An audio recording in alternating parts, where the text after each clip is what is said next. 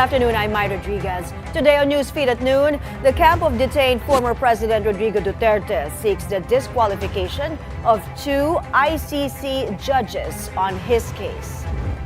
The COMELEC targets to finish the canvassing of votes in the midterm elections today. Title defended as the NU Lady Bulldogs sweep the LaSalle Lady Spikers to bag the UAAP Women's Volleyball Championship. And a look at the first official trailer for James Gunn's Superman. The camp of former President Rodrigo Duterte ramping up their legal fight at the International Criminal Court.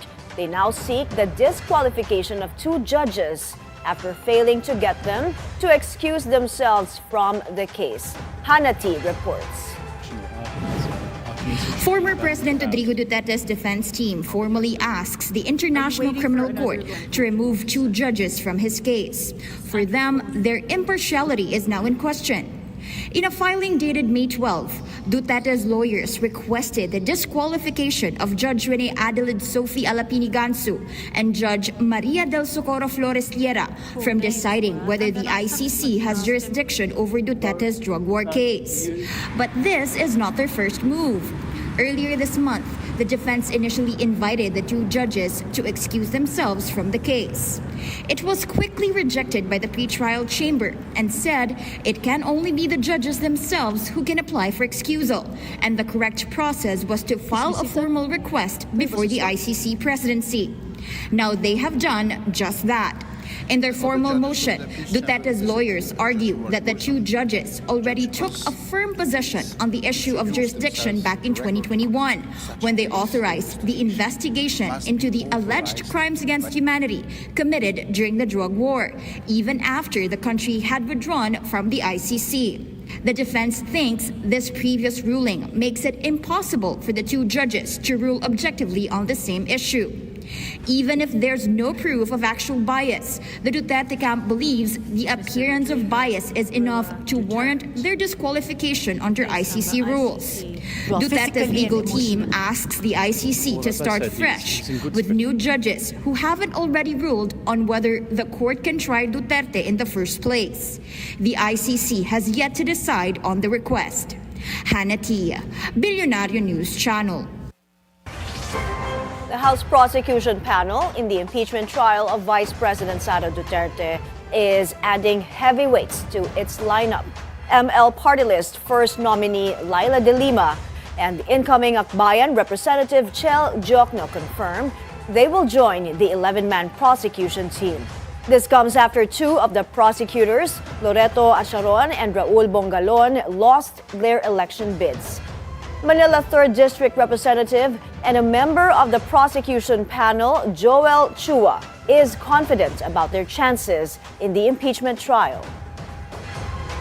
Talagang maganda rin na makasama namin sila dahil unang-una, nakita naman po natin hindi po ito mga ordinaryong mga kongresista, mga dekampanilyang abogado to, yung kanilang mga karanasan when it comes to legal matters talagang mabibigat din naman. Senator Laila De Lima, si Attorney Chel Jokno, si Attorney Miro Kimbo, talaga ng mga may karanasan, may credentials at masasabi natin na talaga ng mga batak na pagdating sa trial.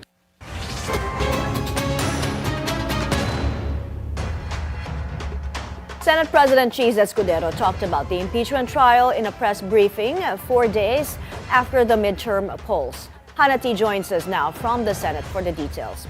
Hana, what did Senate President Cheese say? With the entry of 5 re-electionists, 4 former senators, and 3 House members into the upper chamber, Senate President Cheese Escudero is confident that order will be maintained in the impeachment trial. Not a circus, but a constitutional duty. SP Cheese wants to suggest that the impeachment court will push through under the current rules, as he notes that changing them now could open the Senate to allegations of bending the rules midway. The Senate is set to convene on June 2 to formally take cognizance of the articles of impeachment against Vice President Sara Duterte. While the Supreme Court may intervene, Escudero insists that it's the Senate that holds constitutional jurisdiction over the trial. As for his Senate presidency, Escudero remains grounded. He acknowledges that former Senate President Tito Soto has earlier declared his readiness to return if needed. But it's all up to a clear majority, 13 or more senators if they are to back him. The Senate President is elected by a majority vote of all senators, at least 13 out of 24. On the first session day, any senator can nominate another, and if seconded, a vote is held, and the one with the most votes becomes Senate President. And it's not based on seniority, but on political support. Escudero says the numbers will speak for themselves. Mai? So, Hannah, is SP Cheese at least hoping to retain his Senate presidency? Actually, he did not exactly say whether or not he's hoping, pero sabi niya for now, he stays. But in the Senate, nothing is permanent. Mai? Did the Senate president say anything about Laila de Lima and Chel Jokno joining the House prosecution panel in the impeachment trial of VP Sara? FPGs acknowledged that the two are practitioners, of course, with Chel Jokno being a human rights lawyer and Laila de Lima being former Secretary of Justice. Definitely, he said, they will add to the prosecution's ability to present their case. Back to you, Mai. Thank you, Hannah T, reporting from the Senate. The final vote count enters the home stretch today as the National Board of Canvassers gets to the last 16 COCs. Abante Radyo's Dexter Ganibe is at the Manila Hotel with an update. Dexter, anong latest? The National Board of Canvassers made a history after canvassing more than 100 certificates of canvass in just a single day. A total of 101 COC were canvassed yesterday, making it the first time in the history of Commission on Elections sitting as the National Board of Canvassers. The NBOC has already canvassed a total of 159 of the 175 COCs needed to be canvassed in order to proclaim the winning candidates for the senatorial race and for the party list. The NBOC will reconvene this afternoon to finish the remaining 16 COC, 7 of which are still to be transmitted here. The 7 COCs are from the overseas absentee voting, particularly from Portugal, Pakistan, Egypt, Iran, Russia, South Africa, and Poland. But the COMELEC is optimistic that these COCs will be transmitted within the day, just in time for the target of the NBOC to finish the canvassing today, just 3 days after the casting of votes.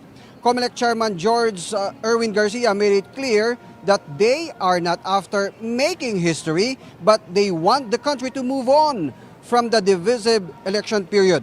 Chairman Garcia also said that the citizens' arms, the media, and other parties who are receiving data from the transparency servers can still make use of the data and will continue to receive the remaining election returns that were not transmitted yet, even if the COMELEC is about to conclude the national canvassing. Hindi naman po nila kinakailangan huminto. Maganda po yun. Alam niyo po, guide din ng ating mga kababayan po yan. Part din po yan ng transparency. At the same time, part para ma-compare yung na lumalabas doon sa amin pong website. Hanggat hindi po natin nakukumpleto ang lahat, kami po ay patuloy na magpapadala sa kanila pong sa server ng media, PPCRV, NAMFREL, Majority Party at Minority Party. Before the reconvening of the NBOC at around 2 p.m., COMELEC Chairman George Garcia will address the media to give the latest update. Mai? Thank you, Dexter Ganibe of Abante Radio, reporting from the National Canvassing Center at the Manila Hotel. The PPCRV seeks a more in-depth explanation from the COMELEC regarding mislabeled data from polling precincts. Andrea Salve joins us live from the Poll Watchdogs Command Center in Manila. Andrea, tell us more about this.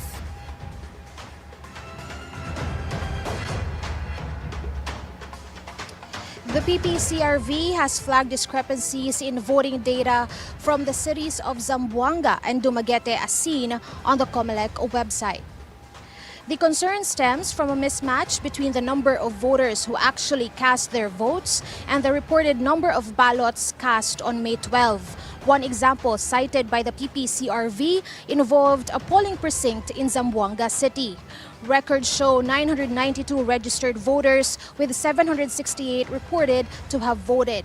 However, the COMELEC website indicated 919 ballots cast, more than the number of voters. Similar inconsistencies were found in other precincts in both Zamboanga and Dumaguete.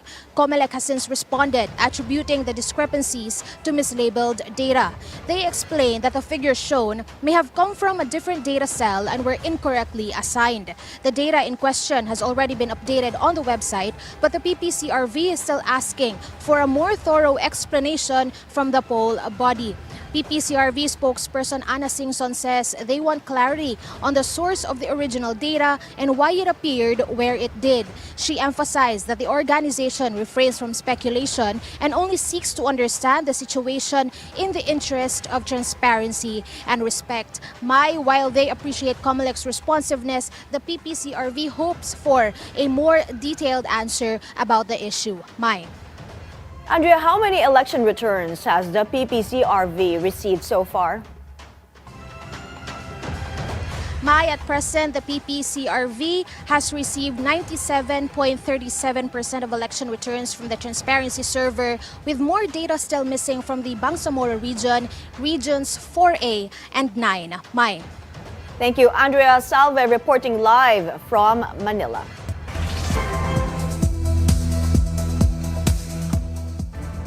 We begin world news with another emotional and shocking testimony from the Philam ex-girlfriend of embattled rapper Sean Diddy Combs. Cassie Ventura told a New York court the hip-hop mogul raped her in 2018 after they ended their more than a decade-long relationship.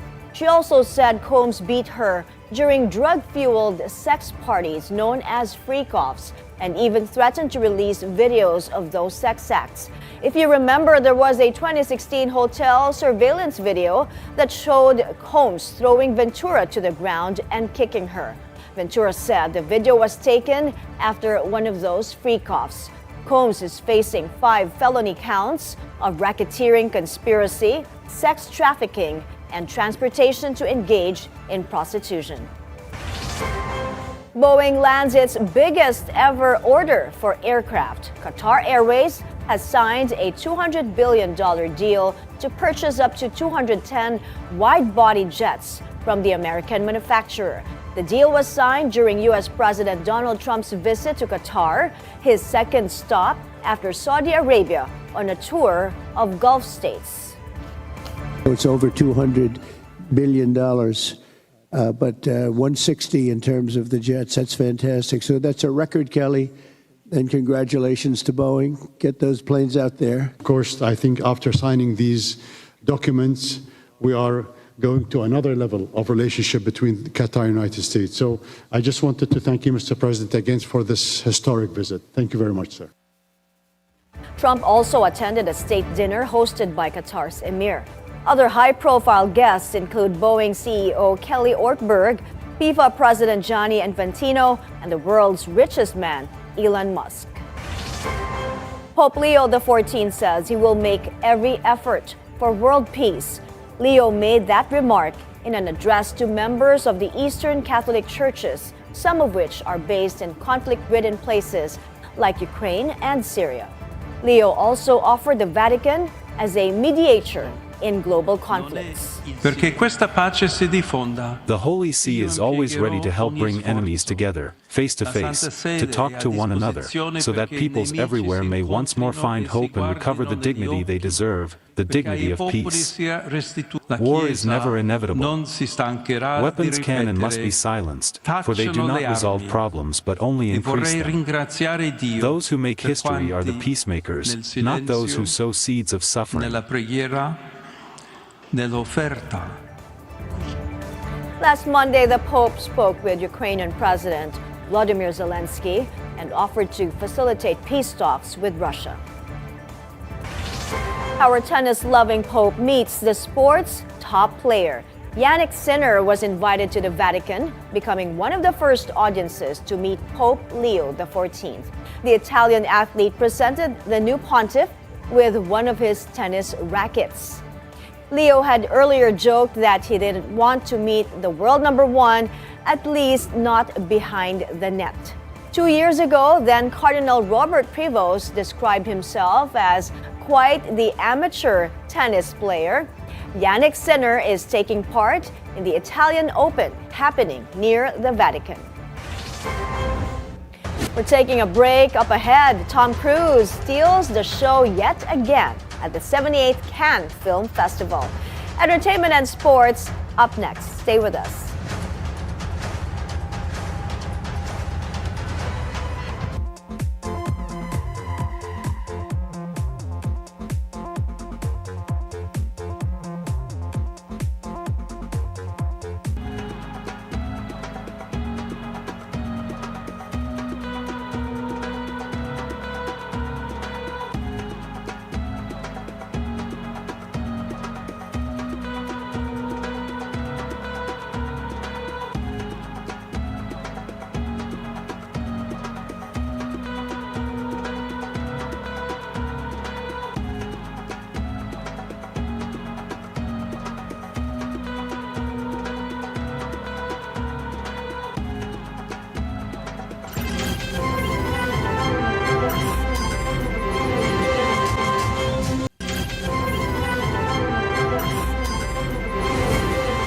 Some sports news now. The NU Lady Bulldogs remain the queens of women's volleyball as they complete a two-peat in UAAP season 87.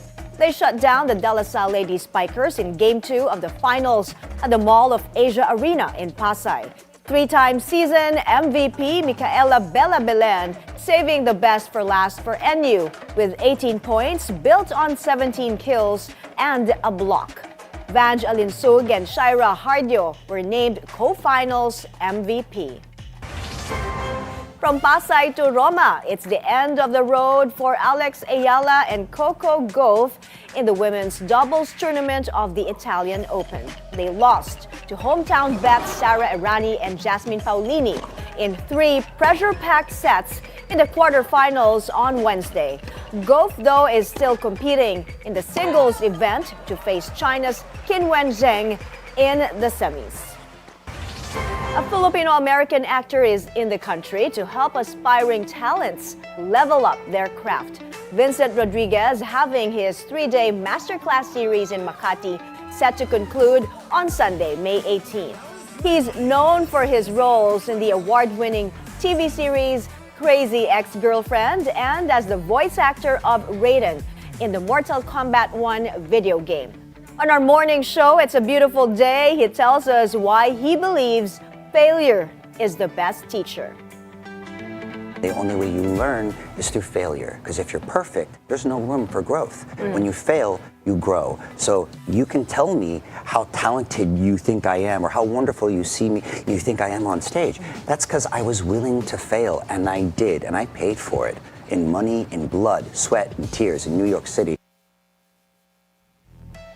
Tom Cruise again owning the red carpet at the 78th Cannes Film Festival. The Hollywood superstar turned heads as he arrived to a live band rendition of the Mission Impossible theme song.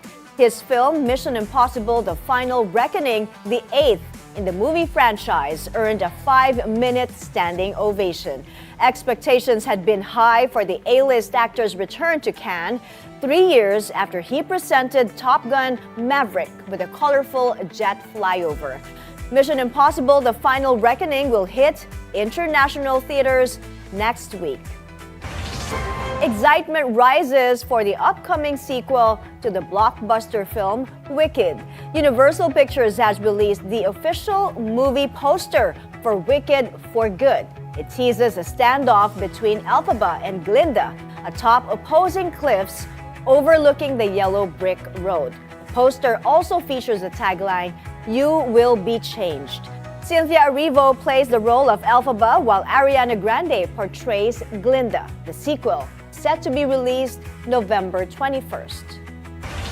And before we go, Warner's Brothers and DC have finally released the first official trailer for James Gunn's take on The Man of Steel. The film stars David Corenswet in the titular role, Rachel Brosnahan as Lois Lane, and Nicholas Hoult as Lex Luthor. Here's a look at Superman. Serious? We're counting the days till July 11. And that's it for this hour. I'm Mai Rodriguez. Keep it here on the Billionario News Channel. Good afternoon.